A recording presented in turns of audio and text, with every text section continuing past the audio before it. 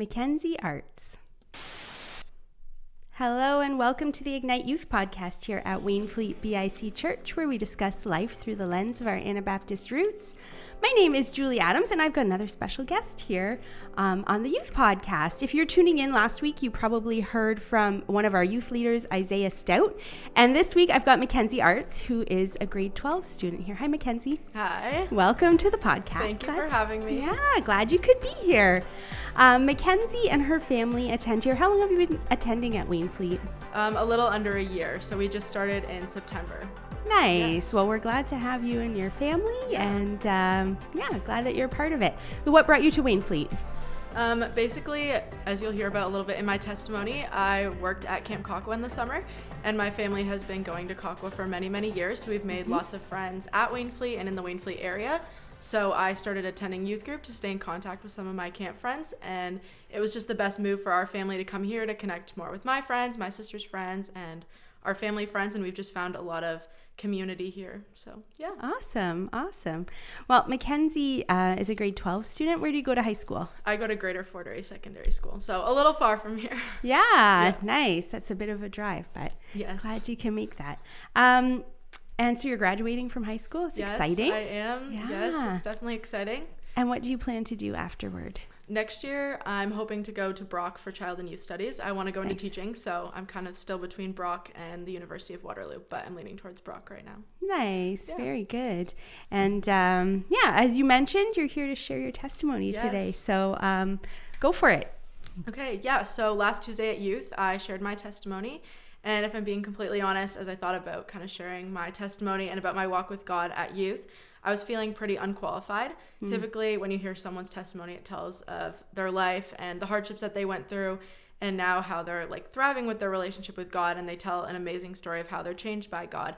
But I feel like right now I'm in that little bit of a waiting season where I'm looking for that spiritual high, and I'm in a lower point in my relationship with God. So it does feel a little uncomfortable to be up here or to be on the podcast here sharing, because I know I'm not perfect and I'm living in that in between. But as I thought about it and as I prepared to share at Youth, I realized that it doesn't have to be all together, and I can still share about the good things that God's done in my life, and it can still be a reminder to myself that God's been faithful and that he still is. But hopefully it can be a reminder to all the other youth that you aren't alone in the valleys or in the lower points as well. So I definitely found it to be really comforting last week when I shared, and everyone was very encouraging about it and saying like, you did a really good job and it was great to hear your story. And they were able just to empathize with me and how I was feeling. So a lot of comfort came from that. I agree with you that a lot of times you'll hear a testimony that is, so impactful, but it's also nice to hear one that other people can relate to, you know? Yeah. For sure. Yeah, so kind of starting off, I grew up in a Christian home, and my family's always went to church. We've always prayed before meals, but I wouldn't say we regularly put God at the forefront of everything. We didn't really read our Bibles. We went to church, but it wasn't super consistent. And as I got older and more involved in youth, our church's youth ministry and involvement for families really grew, and that really drew my family back into church. We'd connected with a bunch of families at our old church, and I was getting really involved in the youth. Then around the pandemic, as I'm sure for everyone, it was a really heavy time of fear and uncertainty. I felt like my faith actually really grew during that time. I wasn't very busy. I was at home a lot, so I spent a lot of time reading my Bible, journaling, reading Christian books, doing Bible studies, talking online with my Christian friends, and our youth group was still meeting online, and I still felt very connected. So in November of 2020, I was baptized, and it was really cold. It was in a trailer in our church's parking lot, but I was determined. I knew it was time for me to take that next step, and I was excited to be on fire for God, and that was probably my first faith high for me. I was feeling really confident about sharing the gospel. I read my Bible every day. I was serving at my church. And then, as I'm sure a lot of youth would agree, when high school comes around, things change a lot. And I'd already struggled with a lot of fear and just putting pressure on myself, and I began to feel it on definitely a deeper level going into high school. And it's hard going into high school, just making friends and finding your place. And I felt like I began to set high standards for myself, and I really jumped headfirst into being involved in all aspects of high school. So if you know me, you know I love being involved. I'm super involved, student council, literally anything I can be involved in. And those are all great things, but I placed my worth in those things, and I really started to measure my worth based off my success or my ability to be perfect in those things, instead of looking to God for that approval and for that fulfillment. Then our church, our old church, it kind of experienced a split, and we had no real youth group or any kids ministry program that I could serve in. I showed up to church and I felt like I didn't really have anyone to talk to. My friends weren't there anymore, and I questioned why that would happen and why God would do that. And throughout my whole life, I've struggled a lot with friendships and just never really feeling like I had people that I could call my friends. So experiencing that split and losing those friendships, I felt a lot of uncertainty, and my family began to not attend church as much, and I felt like my relationship with God began to slip away. And at the same time, just I was experiencing some issues with my friends at school. One of the girls I really thought I could count on. And it sounds silly that this would affect me so much, but I was struggling already with not having that foundation, and we weren't really going to church. I wasn't placing my worth in God, so I began to feel like really alone and like it was my fault and that I was doing something wrong, instead of leaning into God and looking to him for that. And I continued to look for fulfillment and success and end up putting a lot of pressure on myself instead of, like I said, looking to God for that. But that summer, I decided to go to Kakwa, like I talked about before, and I was a waterfront assistant, and then I did the Aspire program, and I prayed and prayed leading up to it, and I felt like I never really got confirmation from God if I should go or not, but I did. And the night before I was supposed to go, I just broke down. I was like, this is a horrible idea. Like, I can't What was I go. thinking? Like, how am I going to leave my family for this long? And I decided that it was like a horrible idea. I doubted God's plan for me, but with God's help, I pulled myself together, and the next morning, nice and early, I went. And I'm so glad I did, because that's where my life really took a turn. I went to camp. I loved it. I felt like I was finally finding true godly friendships, and I was growing closer to God every day. I had planned on going for 3 weeks, and I ended up staying for 9. And since then, I've served 3 full summers up there, and I'm excited to continue going to camp, and I'm going again this summer, and I hope to do many more. Nice. What are you doing at camp this summer? This summer, I'm directing the Aspire program, so I'm doing that for 2 weeks. There's 2 sessions of it. I'm directing Nova, which is our youngest week of kids campers. I'm cabin leading for a week, and I've been doing social media for Kakwa year-round, so I hope to continue that in the summer as well. Awesome. Yeah. As I just kind of touched on, God has really used my gifts at Kakwa to serve, and I could spend so much time telling you all the stories and all the amazing memories and things that have come from being at Kakwa, but we'd be here for hours. God has shown me really who I am and has taught me the true joy that comes with serving at camp, and camp is a place where I can really be myself and pursue my passions.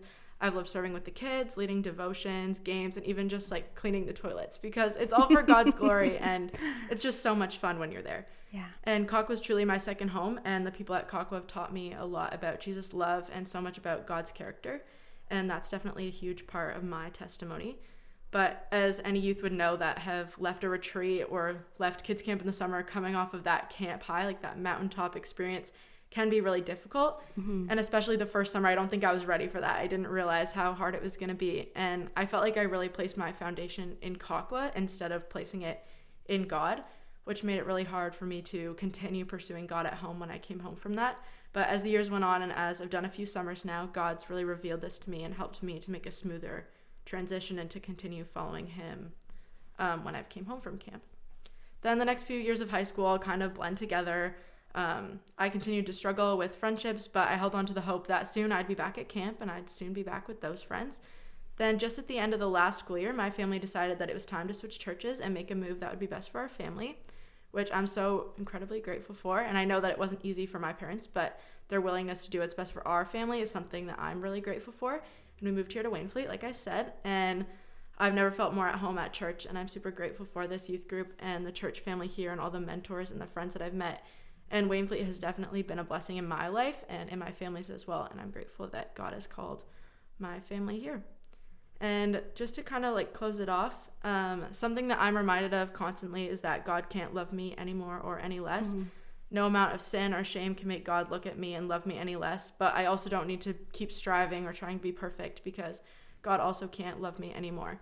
I'm also consistently reminded of Colossians 3 verse 23, and it says, whatever you do, work at it with all your heart as working for God, not human masters. And that's been an incredibly impactful reminder in my life to do everything for God and not to please people. And I've caught myself in this verse many times, and it's one that I really try to live by. I've been really blessed to have people in my life to help me through some of these things, and that continue to help me as I'm making these big decisions of what to do next year and trying to still follow God and put him first through all of that. And I've definitely been able to meet some of those mentors here at Waynfleet and at camp and in my school as well. And among all of what I shared today, God has always reminded me that there's always a reason to choose joy, and it's not an easy thing to do. But when I shift my perspective to focus on the good of each day and make that commitment, I can truly notice a difference in myself. And although I'm not perfect, and I never will be, God's a perfect God, and I'm trying to trust that he will deliver me from the struggles that I'm currently facing and will continue to guide my life and my journey with him. So I just hope that anyone listening to my testimony would know that, could take away from this, that God is faithful and he continues to be. And something I remind myself is that God is the same God. He's the same God as he was back in the Bible with Daniel in the lion's den, and he's the same God that's with me now. And that I'm not alone in the struggles or in the valleys that I'm facing. God's right there with me. And there's also people here that have been through similar struggles and are here for you as well. And one last verse, Romans 8:18.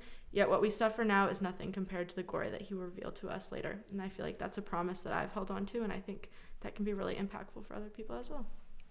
Wow. Thank you, Mackenzie.